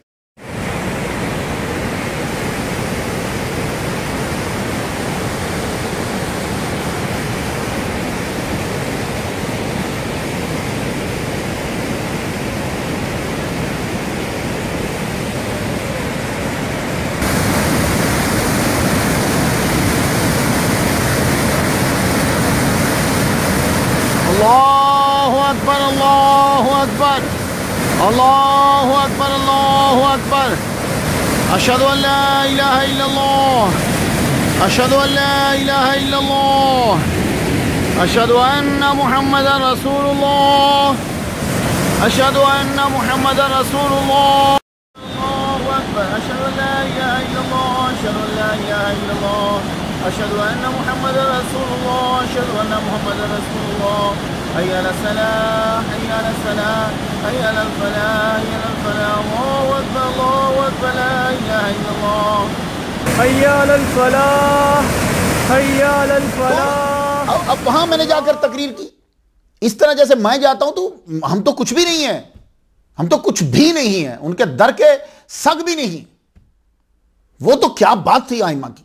आप तकरीर के लिए जाते तो आप जवानी में भी जाते थे, तो अब बुढ़ापे में आप जा रहे थे तो रास्ते में एक गांव से गुजरे। जब आप गांव से गुजरे तो एक मकाम ऐसा आया कि आपने सर को नीचे कर लिया, यूं जैसे कुछ चीज होती है ना, कोई ऊपर से आने, अब नीचे करके जब गुजरे तो साथ वालों ने पूछा, हुजूर सर क्यों झुकाया आपने? कहने लगा सर क्यों झुकाया आपने? तो आप फरमाने लगे कि अगर मेरी याददाश्त कमज़ोर नहीं तो यहां दरख्त होता था, उसकी शाखें नीचे की तरफ थी, गुजरने वालों को तंगी होती थी, तो लोग जो हैं वो सर झुका के गुजरते थे। मैं भी एक दफ़ा गुजरा हूं यहां से, तो मैंने सर झुकाया कि वो दरख्त आ गया। कहने लगे जी यहां तो कोई दरख्त नहीं है। आपने फरमाया पता करो, मेरी बिनाई नहीं है, लेकिन अगर यहां दरख्त ना हो तो आज के बाद मैं हदीस बयान करना छोड़ दूंगा, क्योंकि फिर इसका मतलब है कि मेरी याददाश्त कमजोर हो गई है। अल्लाह अकबर जल्ला शानहू। कहां हैं वो लोग कि टैक्सी चलाकर पैंट और कोट पहनकर आइमा पर जो हदीस को जमा करते हैं, हदीस पर एतराज करने वाले, वो कहां गए? वो तो अपनी चाबी रखकर भूल जाते हैं। तो इमाम तिरमिज़ी क्या कह रहे हैं कि अगर यहां दरख्त नहीं था और मेरी याददाश्त के मुताबिक यहां दरख्त होना चाहिए, अगर दरख्त नहीं था पता करो, अगर दरख्त ना हुआ तो आज के बाद हदीस बयान करना खत्म, क्योंकि मेरे कुव्वत हाफजा में खलल आ गया है। अल्लाह अकबर, अल्लाह अकबर, अल्लाह अकबर। अब आपके जो साथी थे उन्होंने गांव के बूढ़े बंदे से पूछा, पुराने से, भाई यहां कोई दरख्त होता था? क्या लगे, हां दरख्त होता था, बहुत से लोगों को तंगी होती थी यहां से गुजरते हुए, तो हमने क्या किया कि वो दरख्त को जड़ से उखेड़ दिया और फेंक दिया। अल्लाह अकबर जल्ला शानो। वो लोग अपने किरदार के, गुफ्तार के, हर चीज में कमाल पे थे जिन्होंने हदीसों को इकट्ठा किया है। वो तो जान जाते थे कि इस हदीस के अंदर क्या किसी ने कोई खराबी की कि नहीं की। आप लोगों को शरीयत का इल्म देने वाले जो हैं वो गद्दार नहीं हैं, आपको शरीयत का इल्म देने वाले वो बद किरदार नहीं हैं, वो वली कामिल हैं, सूफी हैं, अल्लामा हैं, नबी के आशिक हैं। और ये जब्त ऐसी शर्त है इल्मुल हदीस में, जूं जूं ये कमजोर होती जाती है तो उसकी रिवायत करदा हदीस भी जो है वो कमजोर हो जाती है। हदीस तो सही होती है, मतन सही होता है, उस हदीस के ऊपर ये लग जाता है, सनद में कमजोरी आ जाती। अल्लाह अकबर जल्ला शानो। आपने कभी मिशकात शरीफ पढ़ी है? मिशकात शरीफ पढ़िएगा, वहां एक लफ्ज लिखा होता है, उनकी एक अपनी इस्तलाह है, मुत्तफकुन अलैह। ये इस्तलाह हर एक की इस्तलाह है, मुत्तफकुन अलैह, यानी ये हदीस बुखारी ने भी बयान की है, मुस्लिम ने भी बयान की है, तो कहते हैं मुत्तफकुन अलैह। तो जो हदीस दोनों किताबों में हो वो तो मुत्तफकुन अलैह है। उस आदमी के बारे में क्या ख्याल है कि जिसके ऊपर दोनों इमाम बुखारी रहमतुल्लाह अलैह और इमाम मुस्लिम रहमतुल्लाह दोनों जो हैं वो इत्तफाक कर रहे हो, उस पर एतमाद कर रहे हो, और वो इमाम तिरमिज़ी रहमतुल्लाह अलैह। तो इमाम तिरमिज़ी रहमतुल्लाह अलैह वो हस्ती हैं कि आपके ऊपर एतमाद है। अल्लाह अकबर जल्ला शानहू। आप पर एतमाद करते हैं इमाम बुखारी और हदीस ली उनसे, इमाम मुस्लिम एतमाद करते हैं और हदीस ली उनसे। आपकी शोहरत खुरासान से निकल कर दूर दराज इलाके तक फिर पहुंची। आप इल्म हासिल करके घर वापस आए, खुरासान में पढ़ाना शुरू किया। तो कहते हैं साहिब इल्म जहां बैठ जाता है फिर उसकी शोहरत उस वली कामिल की फैलती, दूर दराज तक जाती, अल्लाह ताला उसका चर्चा करता है। आपकी सबसे बड़ी करामत जो आज तक लोगों को फायदा दे रही है वो आपकी शोरा आफाक किताब सुनन तिरमिज़ी। ये सुनन तिरमिज़ी, अल्लाह अकबर, जब मेरे पास जो है ये अदारा ज़ियाउल मुसन्निफ़ीन की है, ज़ियाउल कुरान पब्लिकेशंस, इनसे भी मुलाकात मेरी बड़े अरसे पहले पाकिस्तान के अंदर ही हुई थी। बहुत ज़बरदस्त किताब, ये है आपकी वजह शोहरत। अब इस किताब को सुनन तिरमिज़ी कहा जाता है, लेकिन इस किताब के साथ सिर्फ सुनन नहीं लगता। मैं अबू दाऊद रहमतुल्लाह अलैह के बार तज़किरे में सुनन का तज़किरा कर चुका हूँ। सुनन तिरमिज़ी मशहूर हुई, लेकिन इसके साथ अल जामे सही दोनों लगता है। अल हदीस वल मुहद्दिसून में भी इसे अल जामे सही कहा गया है। अल्लामा इब्न असीर ने जामिल उसूल के मुकदमा में तिरमिज़ी को, सुनन तिरमिज़ी को सही कहा है। तो आपकी ये किताब जामे सही और सुनन तीनों की तारीफ को टच करती है। जामे किताब उसे कहते हैं, अल जामे, जैसे बुखारी है, मुस्लिम है, अल जामे उसे कहते हैं जिसके अंदर 8 मौज़ूआत की हदीसें हों। और वो मौज़ूआत जो हैं वो मैंने आपको बताए थे, तफसीर है, अकायद है, अहकाम है, अदाब हैं, फितन है, अशरात हैं। इसको भी जब हम पढ़ते हैं, इसके अंदर भी वो सारी चीज़ें हैं, सोशल के बारे में, अहकामात के बारे में, फ़िक़्ह के बारे में इसमें आ रहा है, और इवन के कुरान की तफसीर के बारे में भी बयान किया गया। ये देखिए, बाब माजाफ़ी फ़ज़ल सूरतुल कहफ़, कुरान की तफसीर भी इसके अंदर है, मनाकिब भी इसके अंदर है, फ़िक़्ह जो है वो भी इसके अंदर है। तो कहते हैं कि अल जामे सही, चूंकि इसके अंदर सही हदीसें हैं, सही सुनन तिरमिज़ी। अबवाब फ़िक़हिया से मुतल्लिक़ हदीस भी हैं। इसके अलावा दूसरे मज़ामीन को भी आपने टच किया, तफसीर, मनाकिब, अदाब। खतीब बगदादी ने कहा कि इस किताब का नाम है अल जामे सही लिल तिरमिज़ी। उन्होंने सुनन नहीं कहा, उन्होंने कहा अल जामे सही लिल तिरमिज़ी। तो अदारा ज़ियाउल मुसन्निफ़ीन ने जो सुनन तिरमिज़ी 2011 जून में छापी है, उसमें हदीस की तादाद 3975 है। जो नंबर दिए हो ना, 3975। तो कुछ उसके अंदर उसको भी काउंट कर दिया है जो आपने तारीफ बयान करते हुए की है, लेकिन उसको काउंट इसलिए किया है कि उस तारीफ के अंदर भी आपने हदीस बयान की है। अब जैसे हसन की तारीफ जो है वो बयान कर रहे हैं कि मैं हसन हदीस किसको समझता हूं, जब मैं हसन कहता हूं तो वहां भी नंबरिंग कर दी गई, वो इसकी वजह से कि उसके अंदर हदीस बयान की है। तो चूंकि मेरा टॉपिक हदीस नहीं है, मैं तो ये भी इसलिए बयान कर रहा हूं कि जब आप तसव्वुफ में आने लगो तो आपको मालूम हो कि हमें क्या क्या किताब से पढ़ना है, और अगर कोई एतराज़ हो जाए तो वो पहले से आपके माइंड के अंदर हो। ये किताब लिखी तो आपने इमाम बुखारी, इमाम मुस्लिम, अबू दाऊद और नसाई के बाद है, मगर इसका दर्जा बुखारी और मुस्लिम के बाद है, तिरमिज़ी का दर्जा। जो लोग यही कहते हैं। शह हरात अब्दुल्ला अंसारी फरमाते हैं कि मेरे नज़दीक जामे तिरमिज़ी बुखारी और मुस्लिम से ज़्यादा मुफीद है। अब्दुल्ला अंसारी रहमतुल्लाह अलैह फरमा रहे हैं। अब उनकी नज़र होगी क्योंकि ये एक्सप्लेनेशन ज़रा ज़्यादा टिका के करते हैं, वाज़ेह करते हैं। हुज्जतुल्लाह बालिगा जिल्द पहली सफ़ा 36 पे है कि यह किताब मुज्तहिद के लिए काफ़ी है और मुकल्लिद को बेनियाज कर देने वाली, मुकल्लिद को बेनियाज कर देने वाली, जो तकलीद करने वाला। इमाम तिरमिज़ी रहमतुल्लाह की यह किताब सुनन तिरमिज़ी जो अल जामे सही सुनन तिरमिज़ी, ये वो किताब है कि जिसके अंदर हम देखते हैं हसन हदीस को मुतारफ करवाया आपने। पहले ये होता था कि यह हदीस सही है, आपने हसन हदीस को मुतारफ करवाया।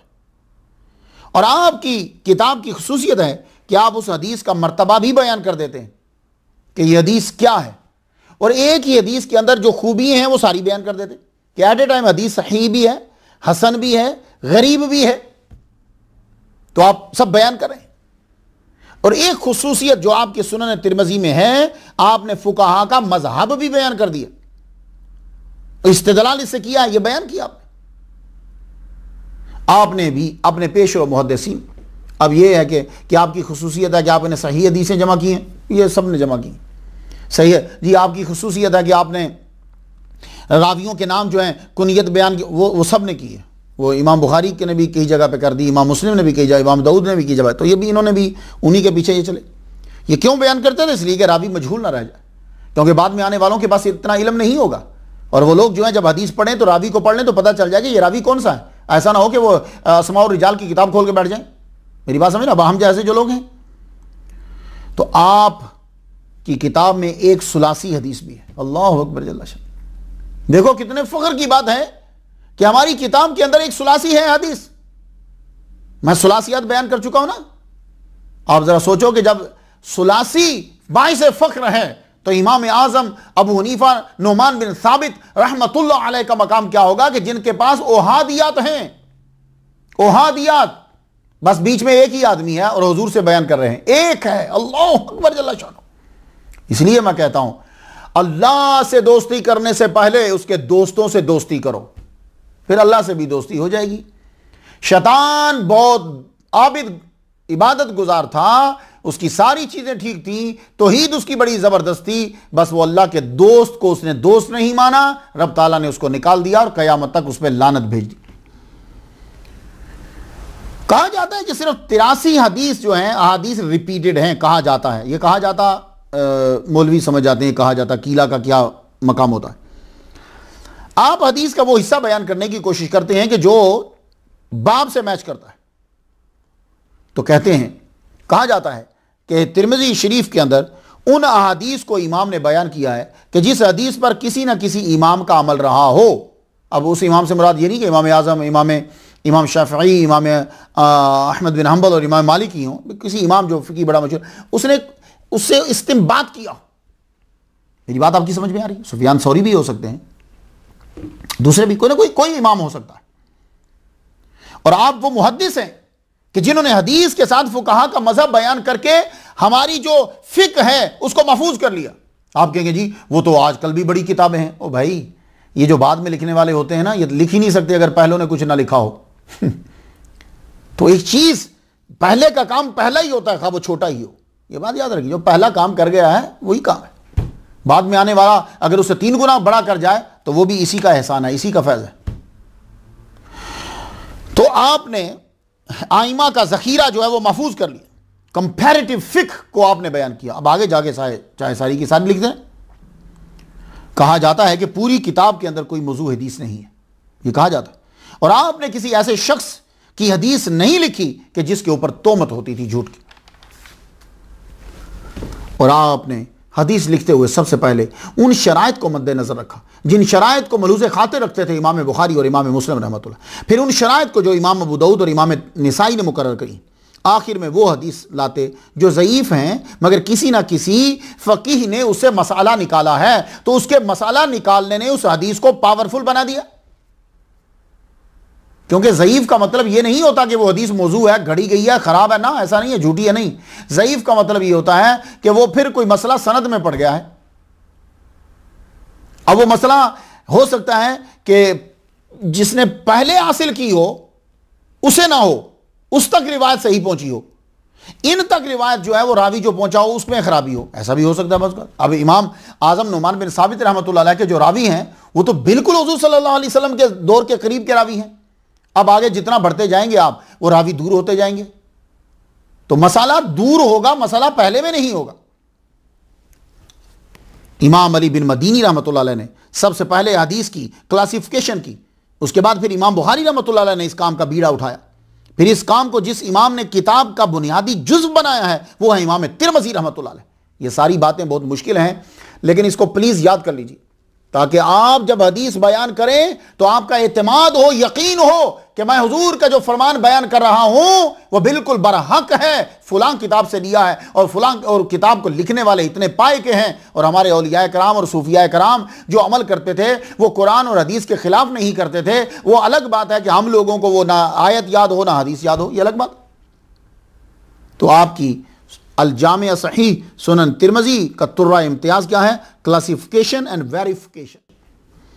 यही वजह है कि कश्फ़ुज़ ज़ुनून में तिरमिज़ी शरीफ का दर्जा बुखारी और मुस्लिम के बाद है। इमाम तिरमिज़ी रहमतुल्लाह अलैह ने अपनी किताब में 9 मुख्तलिफ टर्म्स को बयान किया है। ये है ख़ास चीज़ तिरमिज़ी शरीफ के अंदर। ये टर्मिनोलॉजी आप भी याद कर लीजिए। ये तो नहीं हो सकता कि एकदम से याद हो जाए, लेकिन कभी काम देंगी, सुनते रहेंगे तो एक आध तो याद हो जाएगी। आपने मुख्तलिफ टर्म्स को इस्तेमाल किया है, इस्तिलाहात को इस्तेमाल किया। पहली इस्तिलाह एक जो आपने इस्तेमाल की वो क्या है? हाजा हदीसुन सहीहुन। ये कोई नई टर्म नहीं है, लेकिन आपने इसको इस्तेमाल किया। हाजा हदीसुन सहीहुन, ये हदीस सही है। अब मैं एक हदीस पढ़ना चाहता हूं कि आप उसको जैसे बयान करते हैं। हदीस नंबर 3817 हदीस का नंबर है। अब हदीस सुनिए जरा और ईमान ताज़ा कर लीजिए, और औलिया और सूफिया का अकीदा मजबूत हो जाएगा। क्या है? अना आयशा रज़ियल्लाहु तआला अन्हा, हुज़ूर सल्लल्लाहु अलैहि वसल्लम की ज़ौजा मोहतरमा।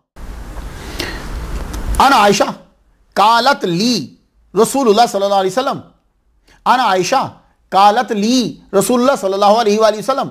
हज़रत बीबी आयशा से रिवायत है कि हुज़ूर सल्लल्लाहु अलैहि वसल्लम ने मुझसे ये कहा, इन्ना जिब्रीला, कि जिब्रील अलैहिस्सलाम यकराओ अलैकिस्सलाम, वो तुझे अस्सलामो अलैके कह रहे हैं, तुझ पर सलाम दे रहे, तुझे सलाम दे रहे हैं। तो बीबी आयशा कहती हैं फकुल, तो मैंने ये कहा व अलैहिस्सलाम व रहमतुल्लाह व बरकातुहू, उन पर भी सलाम, बरकतें और अल्लाह की रहमत। आए हाय हाय, मुझे तफसील में नहीं जाना, बस आप याद कीजिए, आपका भी जहन है, आप भी माशाल्लाह समझ तो गए होंगे। अब आ जाइए, ये इसको आगे उन्होंने लिखा हाजा हदीसुन सहीहुन, ये है तरीका पे। अब सही हदीस कहते किसे? सही हदीस, मैं कोई ज्यादा गहराई में नहीं जाऊंगा, क्यों? इसलिए कि हदीस का तो टॉपिक नहीं है। मैं चलते हुए तेजी से बता दूं कि हदीस सही किसे कहते हैं। मैं पहले भी बता चुका हूं कि 5 शराइत हों तो सही हदीस कहलवाती है।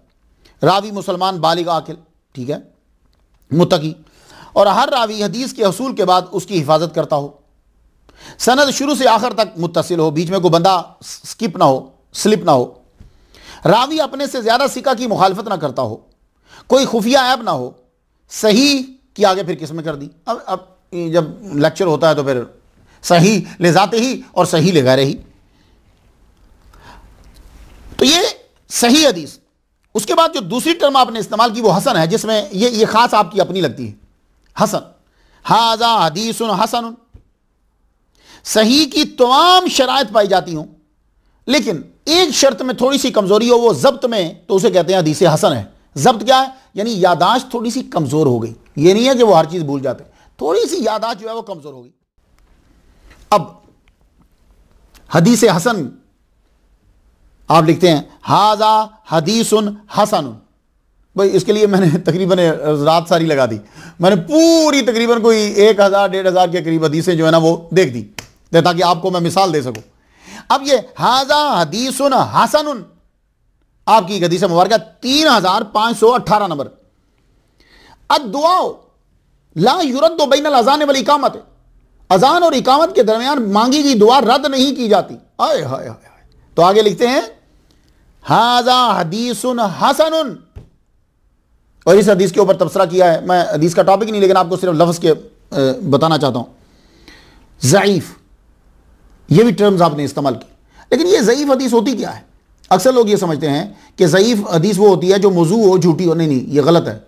वो मतन सही होता है, टेक्स्ट बिल्कुल सही होता है, सनद के अंदर जो रावी है ना, उन रावियों में कोई एक रावी ऐसा आ जाता है कि उसकी जब्त की वजह से या किसी और वजह से वो हदीस जो है वो ज़ईफ हो जाती है। मतन खराब नहीं होता रावी। अब ये उनकी ईमानदारी है, हदीस इकट्ठा करने वालों की ईमानदारी है कि उनको कोई हल्का सा भी ऐब नजर आया है तो उन्होंने फौरन बयान कर दिया, कहीं कयामत के दिन जो है वो हदीस बयान करने वाले फंस न जाए। अल्लाह अकबर, अल्लाह अकबर। आज हम टैक्सी चलाकर आइमा पर एतराज कर देते। गरीब, गरीब हदीस, ये भी एक टर्म से इस्तेमाल की, हाजा हदीसुन गरीबुन, ये हदीस गरीब है। गरीब का मतलब उर्दू में तो बोलते हैं गरीब जिसके पास पैसे नहीं हो, तो हदीस गरीब है का मतलब क्या होगा? ये गरीब जो है ये सिफ्त मुशब्बा का सीगा है। इसका माना होता है, गरीब का माना तनहा, गरीब का माना अपने अकारिब से जो दूर हो जाए, रिश्तेदारों से दूर हो जाए, उसको कहते हैं गरीब। तो आम सादा तारीफ गरीब हदीस की क्या बनेगी? वो होती है कि जिसकी रिवायत में एक शख्स मुस्तकिल हो, एक शख्स, सनद के तमाम तबकात में या बाज तबकात में। तो गरीब मुतलक वो हदीस है कि शुरू का रावी एक ही हो। जैसे गरीब हदीस है हाजा हदीसुन गरीबुन। अब यह कहां है? इन्नमल अमालु बिन्नियात, यह मैंने बुखारी से वाला दिया। अब तिरमिज़ी शरीफ से गरीब हदीस सुन लीजिए। इन्ना मिन शेर हिकमतन, बाज शेरों में हिकमत होती है। तो काल अबू ईसा हाजा हदीसुन गरीबुन। अब क्या कीजिए, अब लफ्ज बोल दिया है, टर्मिनोलॉजी तो आप तक पहुंचाना तो है ना मुझे। हाजा हदीसुन गरीबुन, ये 2771वीं हदीस है ये। अब आ जाइए, एक और टर्मिनोलॉजी आपने इस्तेमाल की है, इस तरह वो है हसन गरीब। हाजा हदीसुन हसनुन गरीबुन, हसन भी और गरीब भी। हदीस ये टॉप की होती है, मगर सनद जो है वो उसकी एक ही है। अब जरा हदीस 156 नंबर हदीस जरा समाप्त कर लीजिए। हजरत अली बयान करते हैं कि हुजूर सल्लल्लाहु अलैहि वसल्लम ने फरमाया, या अलीयुन, आए अली। अल्लाह अकबर। तो भाई या अली वैसे नहीं तो चलो नबी की सुन्नत समझकर ही बोल दीजिए। क्या कहा उसने? या अली, ठीक है ना? तो मैं भी कहता हूं या अली, तो मेरे नबी ने कहा, मोहब्बत से नहीं, तो चलो हदीस के लफ्ज़ों पर अमल करते हुए ही या अली कह दिया करो। तो हुजूर ने क्या कहा? या अली, आए हाय हाय, या अली सलासुन, 3 चीज़ें ऐसी हैं कि भाई जल्दी करो, ला तो आखिरहा, देर मत करो। कौन सी? अस्सलातो इज़ा आनत, वक़्त हो जाए नमाज पढ़। वल जनाजा तो, और जनाजा इज़ा हज़रत, हाजिर हो जाए अदा कर दो। वल अय्यमो इज़ा वजदत लहा कुफ़अन, अभी में देर नहीं करो, बेवा है बस जल्दी से शादी कर दो जब उसका कुफ जो है वो मिल जाए। काल अबू ईसा हाजा हदीसुन गरीबुन हसनुन। तो मैंने वो 1-2000 हदीसें जो है वो मुझे देखना पड़ी ताकि आपको उनकी इस्तिलाह जो जहां उन्होंने इस्तेमाल किया वो हदीस में आपके सामने बयान कर दूं। अब एक और जो आपकी इस्तिलाह है वो है सहीहुन गरीबुन। ये इस्तिलाह है, हदीस के रावी टॉप के हैं मगर सनद एक ही है, दूसरी सनद नहीं है, तो क्या बोल देते हैं? सहीहुन गरीबुन। अब यहां एक हदीस फिर बोलना चाहता हूं जिसके साथ आपने कहा कि हाजा हदीसुन सहीहुन गरीबुन। हजरत अनस बिन मालिक बयान करते हैं, लम्मा कान यौमुल लज़ी दखल फीहि रसूलुल्लाह सल्लल्लाहु अलैहि वसल्लम अल मदीना था तदा फीहि कुल्लु शैइन। हुजूर सल्लल्लाहु अलैहि वसल्लम जब मदीना में दाखिल हुए तो हर चीज मुनव्वर होगी, रोशन हो गई। तो लिखते हैं पूरी हदीस आगे कुछ और टुकड़ा है, हदीसुन सहीहुन गरीबुन। ये अबू ईसा रहमतुल्लाह अलैह ने लिखा। एक इस्तिलाह आपकी है हसनुन सहीहुन गरीबुन। कहते हैं कि ये तरकीब जो इमाम तिरमिज़ी रहमतुल्लाह अलैह ने बनाई है ये मुहद्दिसीन के लिए कंफ्यूजन पैदा कर देती है कि हसनुन सहीहुन गरीबुन। अब यहां मैं एक हदीस पेश कर देता हूं कि जिसको आपने आखिर में लिखा हसनुन सहीहुन गरीबुन। ये हदीस 1814 नंबर है।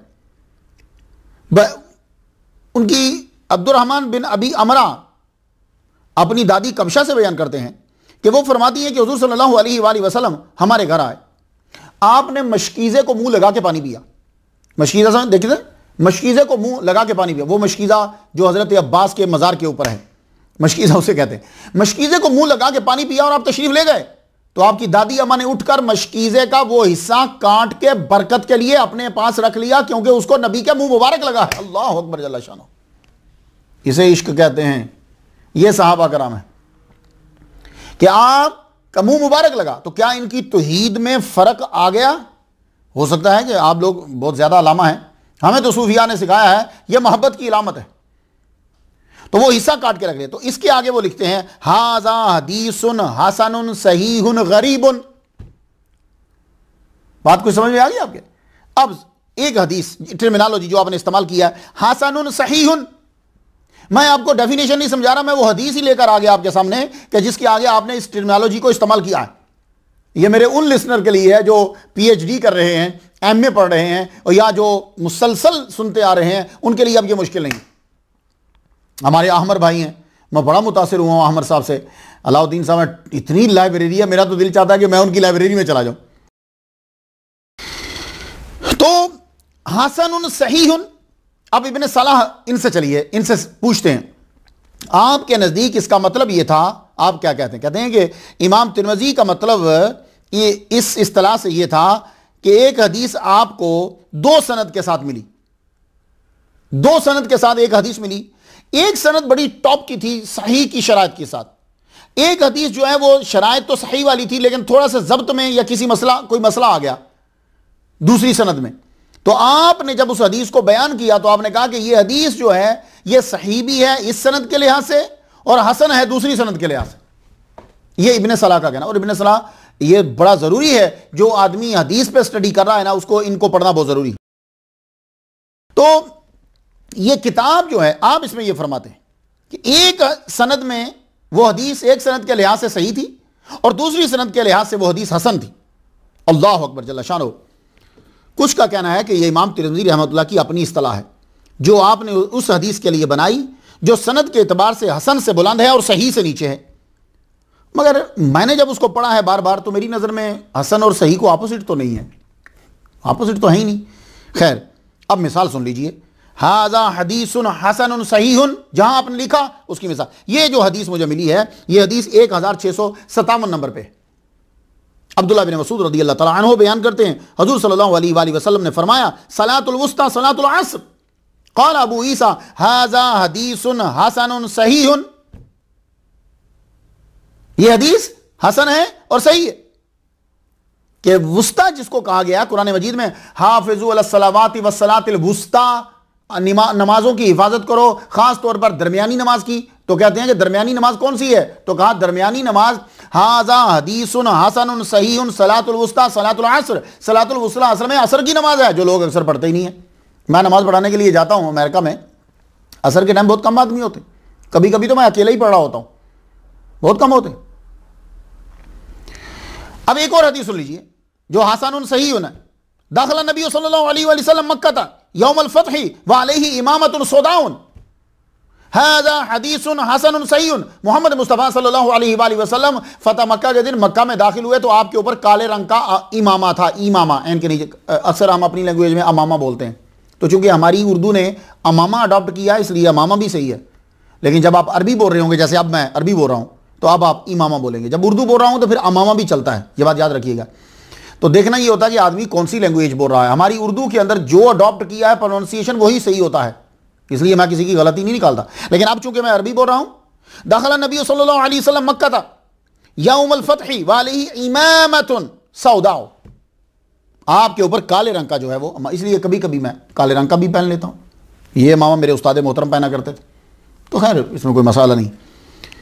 अल्लामा इब्न कसीर ने अपनी तारीख में इमाम तिरमिज़ी का कौल नकल किया कि आपने जब ये किताब लिखी तो ये तिरमिज़ी शरीफ लिखने के बाद, ये किताब लिखने के बाद आपने इस किताब को उलमाए हिजाज के सामने रखा, क्योंकि वो इलाका हमारे लिए मुतबरक है, मक्का और मदीना के लोग।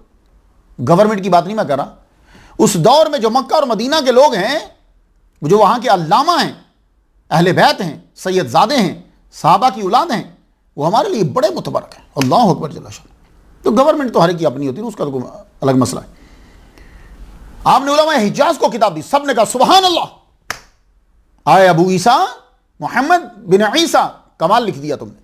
फिर आपने सुनन तिरमिज़ी को मुहद्दिसीन इराक के सामने पेश किया।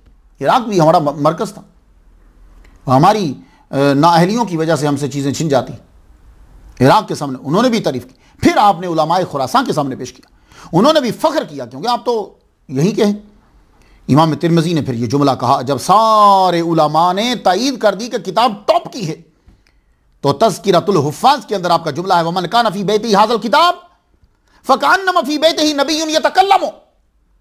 आपने फरमाया कि जिस घर में यह किताब है, फ़कअन्नमा नबिय्युन यतकल्लमु, गोया के फ़कअन्नमा फ़ी बैतिही नबिय्युन यतकल्लमु, गोया के हुजूर पाक उस घर में गुफ्तगू फरमा रहे हैं। अल्लाह अकबर जल्ल शान। क्या बात है यार, सूफी बनो, ये चीजें पकड़ लो।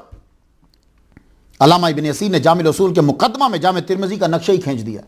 मैं कहता हूं कि जो इन्होंने चंद लाइनों में कर दिया, मैं अपनी पूरी तकरीर में नहीं कर पाया। क्या कहा उन्होंने? वहाज़ा किताबुहु अस्सहीह अहसनुल कुतुब व अक्सरुहा फ़ाइदतुन व अहसनुहा तरतीबन व अक़ल्लुहा तकरारन व फ़ीहि मा लैसा फ़ी ग़ैरिही मिन ज़िक्रिल मज़ाहिबि व वजूहिल इस्तिदलाल व तबयीन अनवाइल हदीसी मिन सहीह वल हसन वल गरीब व फ़ीहि जरहुन तादीलुन व फ़ी आखिरिही किताबुल इलल। नक्शा कह दिया, खुदा कसम कमाल कर दिया। चंद हदीस फिर आपकी नज़र कर दूं। वो पहली हदीस तो मैंने टर्मिनोलॉजी की समझाने के लिए आपको बयान की थी। अब वो हदीस जो मैं बरकत के लिए सब लोगों के लिए पढ़ता हूं ताकि आप अपना ईमान मजबूत कर लें, वो हदीस फ़कअन्नमा फ़ी बैतिही नबिय्युन यतकल्लमु। अब जरा चंद जुमले, और मुझे मुकम्मल यकीन है अपने सुनने वालों पर, जो बेचारे इंतजार कर रहे होते हैं कि हमारा लेक्चर अभी डाउनलोड होता है और वो बेचारे फौरन सुनने के लिए बैठे होते हैं। ये मोती ही हैं और मेरी बख्शिश का सबब है अगर तुमने अमल किया। सुन लो एक हदीस सबसे पहले आपकी नजर करना चाहता हूं, अल जामे सही तिरमिज़ी शरीफ से। क्यों? जो कहता है कि मैं हदीस को मानता हूं, आपने ये हदीसें जुबानी याद करनी। हमारा जितना ग्रुप है, हमारे जितने हैं, हमारे यहां पीरी मुरीदी नहीं है, हमारे यहां सब फैज चल रहा है। ये बात याद रखिए, हमने ये सिलसिला इसलिए शुरू नहीं किया, सब फैज चल रहा है। बस शामिल होते जाइए।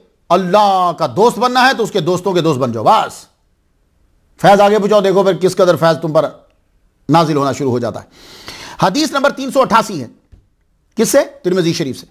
अबू हुरैरा रज़ियल्लाहु तआला अन्हु से रिवायत है, मल्लम युसल्ली रकअतल फज्र फल युसल्लिहिमा बाद मा ततलु शम्स। सुफियान सौरी, इब्ने मुबारक और इमाम शाफई और अहमद और इसहाक इसी के कायल हैं कि जिस आदमी की सुनन सुबह रह जाए तो वो कब पड़ेगा? फल युसल्लिहिमा बाद मा ततलु शम्स, वो सूरज तुलू होने के बाद पड़ेगा।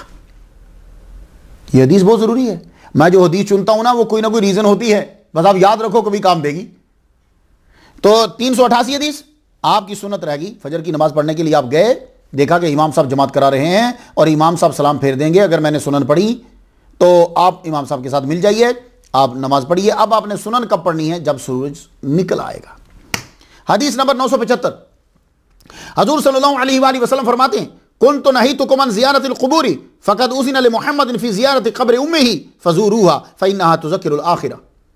यह हदीस नंबर 975 है। इमाम तिरमिज़ी जिनसे हदीस ली है इमाम बुखारी ने, तो हदीस के मानने वालों के लिए यह हदीस आप याद करके रखें। जो कहे कि मैं हदीस पर अमल करता हूं, उसको यह हदीस दो कि हुजूर फरमा रहे हैं मैं तुम्हें मना करता था कब्रों पे जाने से, अब मैं तुम्हें इजाजत देता हूं कि तुम कब्रों पे जाया करो, फजूरूहा, कब्रों की जियारत करो।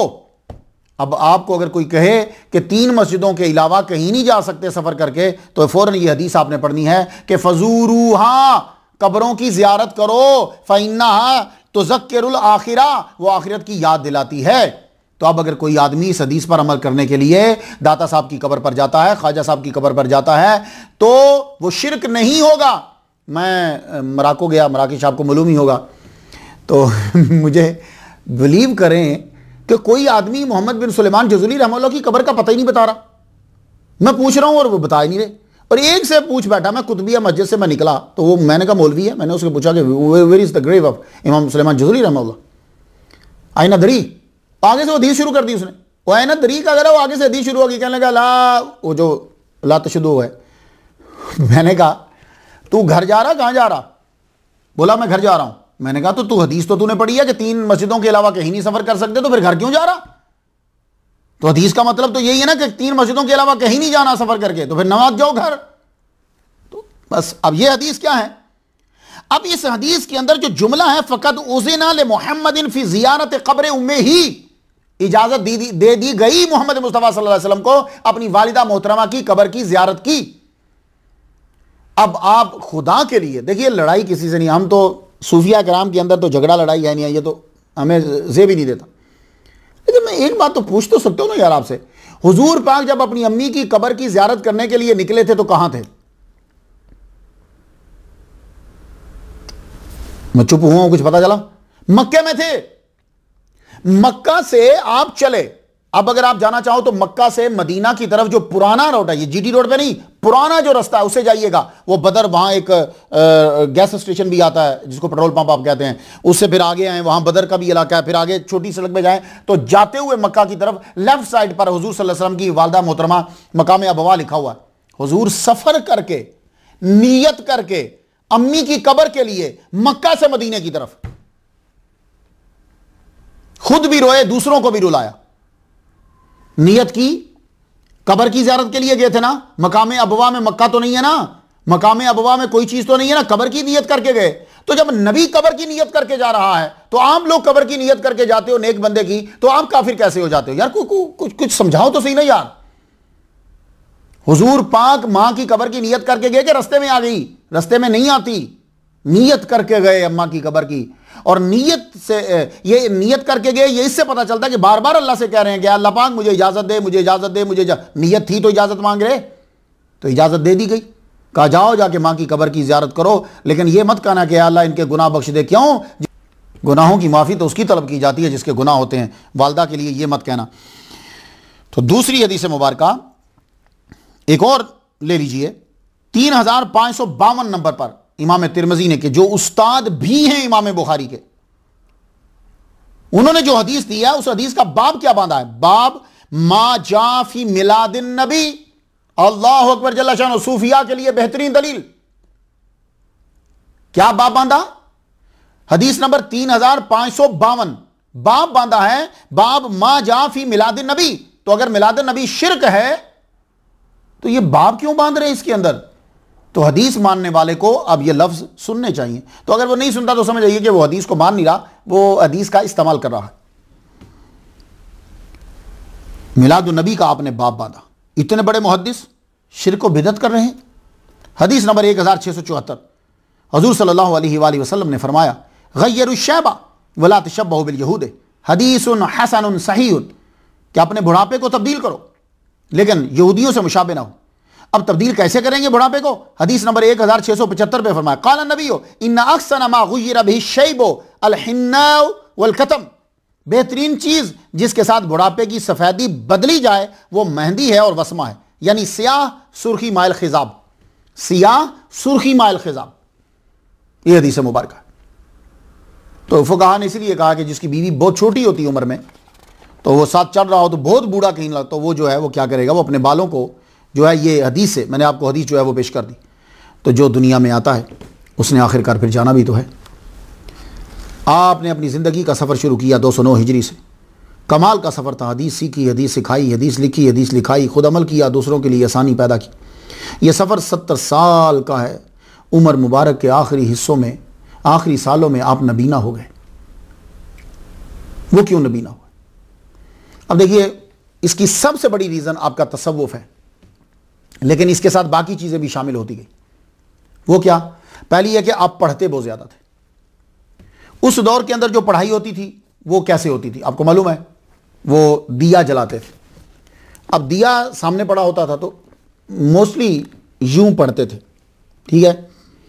तो दिए के करीब रख के किताब को जब पढ़ते तो अब क्या होता था कि वो दिए की जो लो होती है ना, वो क्या होती है, वो हवा से हिलती जुलती है। जब वो हिलती है ना तो उससे आंख पे असर पड़ता है। तो रोशनी ज़्यादा हो तो आंख पे असर कम पड़ता है। मेरे वालिद गिरामी तालिब हुसैन शाह रहमतुल्लाह अलैह, जब मैं कभी रात को उठ के पढ़ता था तो कहते थे, यार लाइट जला ले, नज़र पे असर पड़ता है। अभी तक उनके जुमले मुझे याद है। तो वो लो जो है वो यूं हिलती तो नज़र पे असर पड़ता, इसीलिए आपकी नज़र जो है वो, चूँकि ये चीज़ सालों तक रही, एक दिन में नहीं, सालों, तो आपकी नज़र मुबारक जो है वो कमज़ोर होगी। दूसरी रीज़न क्या? इमाम बुखारी रहमतुल्लाह का विसाल हो गया।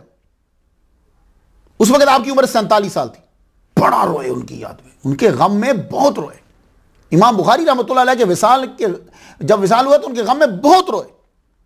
उसका भी असर आपकी बिनाई के ऊपर पड़ा। वो तीसरी और मेन बात जो अब बचपन से आपके साथ शामिल थी, जब से आपने हदीसों को पढ़ा, वो था आपकी गिरियाजारी।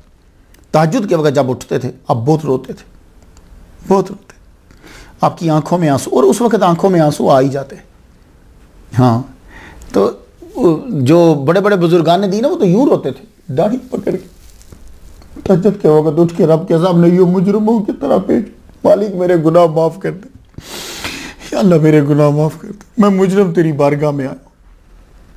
इमाम आजम बहुत रोते थे। सब इमाम, हम लोग तो आज उठकर तौहीन कर देते हैं, बदतमीजियां करते हैं। उन लोगों की पूरी जिंदगी, हम तो शायद नमाज भी पूरी ना पड़ी हो, उनकी तो तहज्जुद कभी कज़ा नहीं होती, गिरियाज़ारी, रोते थे। इमाम तिरमिज़ी रोते थे। ज्यादा असर आपकी बिनाई पर ये रोने की वजह से पड़ा। रो रो के आपकी बिनाई जो है वो चली। ये रोने की वजह से बिनाई जाती है, आपको समझाने की जरूरत नहीं। हजरत याकूब अलैहिस्सलाम, वब यद्दत ऐनाहु मिनल हुज़्न, तेरी याद में रो रो के, भाई तेरी याद में रो रो के अब्बा की बिनाई चली गई है। तो वो अल्लाह के डर से रोते थे, तो बिनाई जो है वो आपकी चली गई। तो दुनिया के अंदर एक नेक मोमिन जब वो नबीना होता है तो उसकी यही चीज़ उसके जन्नती होने की अलामत है। इमाम तिरमिज़ी जन्नती, आप 17 रजब 279 हिजरी सोमवार को बुग में आपका विसाल हो गया, और आपका मज़ार जो है वो तिरमिज़ में, जो आज के दौर में उज़्बेकिस्तान में है, वहाँ आपका मज़ार मुबारक है। बड़ी बुलंद और पक्की कब्र है।